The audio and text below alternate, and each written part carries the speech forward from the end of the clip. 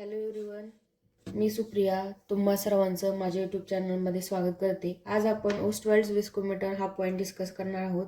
तर Ostwald viscometer कशासाठी use केला जातो, तर for comparison of viscosities between two liquids और same liquid at different temperature.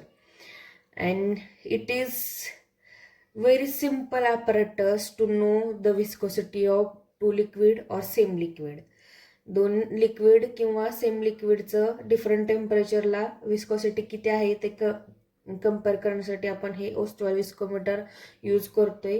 आणि या ॲपरेटसच्या साहाय्याने खूप इझिली आपण विस्कोसिटी कंपेअर करू शकतोय.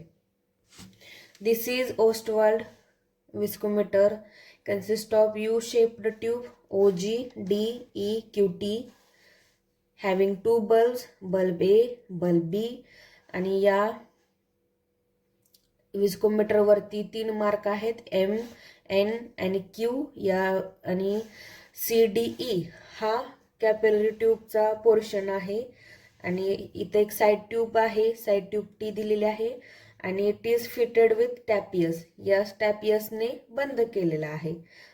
आणि टॅपियस हा बंद करण्यासाठी उपयोग केला आहे. तर हे सगळं पूर्ण ॲपरेटस हे एका बाथमध्ये इमर्स केलेलं आहे, कारण जे काही आपण ह्याच्यामध्ये लिक्विड फिल करणार आहे त्याचं टेम्परेचर मेंटेन करण्यासाठी एका बाथमध्ये इमर्स केलेलं आहे. इच लिक्विड किंवा दोन वेगवेगळे लिक्विड किंवा एक सेम लिक्विड हे बल्ब ए मधून फिल केलेलं आहे. या ओपन एंड ओ मधून आपण या ट्यूबमध्ये ओतणार आहोत. आणि त्यावेळेला टॅपियस ही बंदच असणार आहे अंटील कधीपर्यंत, तर स्पेस क्यूडीएम फिल होईपर्यंत. या मार्कपर्यंत आपल्याला लिक्विड ओतायचं आहे.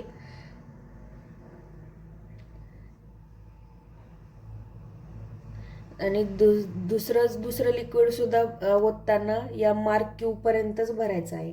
नाव first one liquid is taken into this tube and some air is abstract from it by connecting tube T to a suitable pump through a tapius until liquid column rises above level Q. जो काही ह्याच्यामध्ये air bubble असणार आहे with the help of ट्यूबने बाहेर काढायचा आहे टॅपने. आणि जेव्हा टॅप ओपन करणार आहे तेव्हा काय होणार आहे, तर प्रेशर इन्क्रीज होणार आहे. लिक्विड फ्लो कुठून फ्लो होणार आहे, तर from portion Q to E flow होणार आहे. आणि या Q to E पर्यंत जे काही पोर्शन लिक्विड फ्लो होणार आहे त्याचा टाइम किती होतोय तो आपल्याला चेक करायचा आहे. आणि जो काही टाइम असेल या मार्क Q पासून N पर्यंत येईपर्यंत तो टाइम आपल्याला नोट डाऊन करायचा आहे. आणि फॉर डिफरंट टाइम याचे 2 ते 3 रिडिंग घ्यायचे आहेत फॉर सेम लिक्विड. एका लिक्विडसाठी 2 ते 3 रिडिंग घ्यायचे आहेत. जेव्हा फ्रॉम Q to EN पर्यंत जो काही टाइम आहे तो नोट डाऊन करायचा आहे. So this time taken by liquid to flow from QM into the position NG into position NG. म्हणजेच हे लिक्विड QM पर्यंत येईपर्यंत हे इकडं G पर्यंत जाणार आहे. So the wider part of tube is hardly affecting it because, as we know, retarding force due to viscosity varies inversely as fourth power of tube. So काय होणार आहे इथं, तर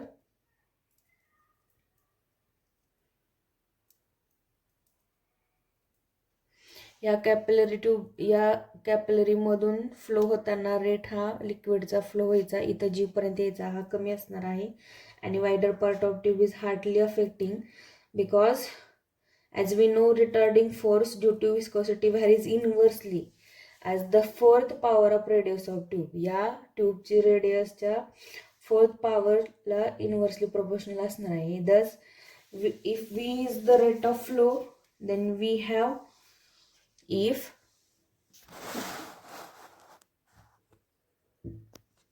V is the rate of flow, then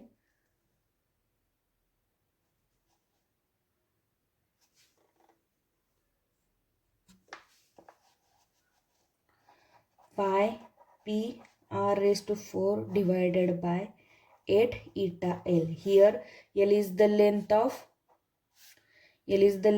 capillary portion, EC. L is length of capillary portion, EC. P is the pressure across on it. P is pressure across on it, and eta is coefficient of viscosity. And the experiment is then repeated with second liquid of coefficient of viscosity eta. हा experiment पुन्हा एकदा repeat करायचा आहे for second लिक्विडसाठी त्याची coefficient काढण्यासाठी. तर त्यासाठी V dash हा रेट ऑफ फ्लो असणार आहे. For second liquid V dash is rate of flow, then pi P R raise to 4 8 eta dash L. तर eta dash काय आहे तर coefficient of viscosity of second liquid. Now the pressure difference keeps on changing during flow of liquid, which is proportional to the density of liquid for every position of it. Pressure difference keeps changing. का pressure हे difference change होणार आहे flow of लिक्विडमुळे, आणि ते proportional कशाला असणार आहे तर डेन्सिटी ऑफ लिक्विडला असणार आहे. If density of two liquids be, जर rho and rho dash density of liquid first liquid आणि सेकंड लिक्विड असेल तर प्रेशर डिफरन्स काय आहे तर पी आणि पी डॅश, आणि पी अँड पी डॅश हा प्रेशर डिफरन्स असणार आहे फर्स्ट लिक्विड आणि सेकंड लिक्विडसाठी. Therefore for first liquid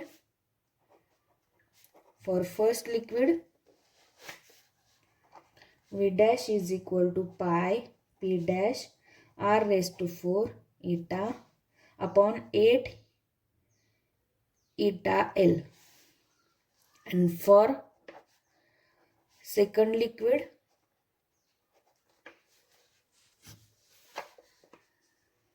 V is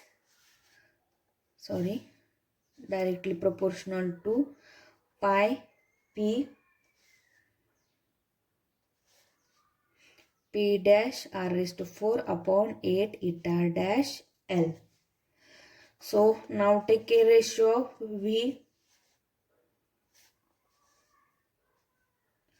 V and V dash. Pi P R raised to 4 upon 8 eta L upon pi P dash R raised to 4 upon 8 eta dash L. तर इथं पाय R raised to 4 pi R raised to 4 cancel होणार आहे आणि 8L cancel होणार आहे. So आपलं इथं व्हॅल्यू कोणत्या राहणार आहेत तर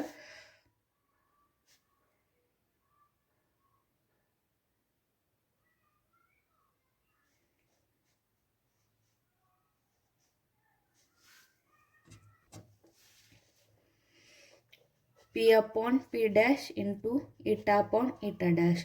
तर प्रेशर डिफरन्सेस काय आहेत P आणि P dash आहेत for first liquid and second liquid.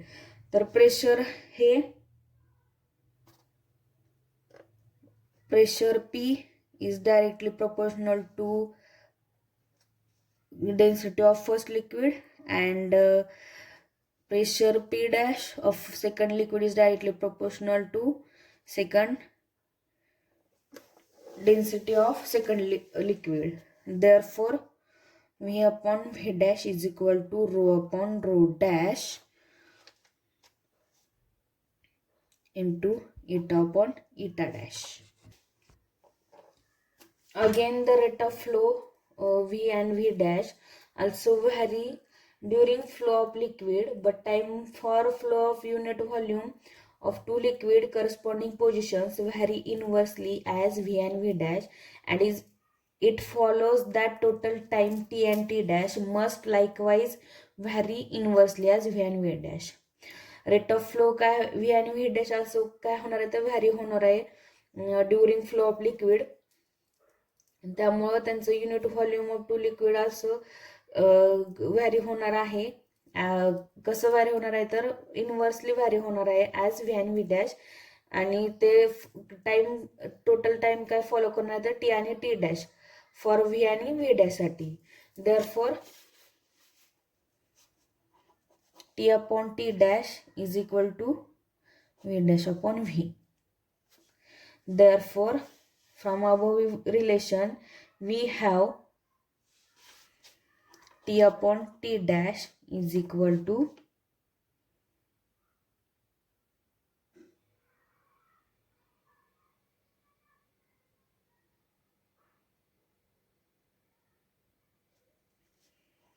rho dash upon rho eta upon eta dash. आता हे रो अपॉन रो डॅश इकडे गेल्यानंतर काय होणार तर eta upon eta dash is equal to rho into t upon rho dash upon t dash.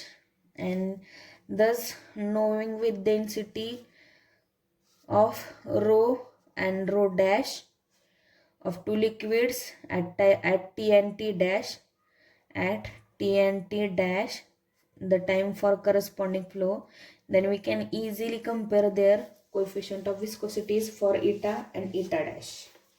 So या relation वरूनच आपण दोन लिक्विडची विस्कोसिटी ही कंपेअर करू शकतोय. सो आजच्या लेक्चरमध्ये एवढंच. जर तुम्हाला काही क्वेरीज असतील तर तुम्ही मला कॉमेंट्सद्वारे विचारू शकता. धन्यवाद.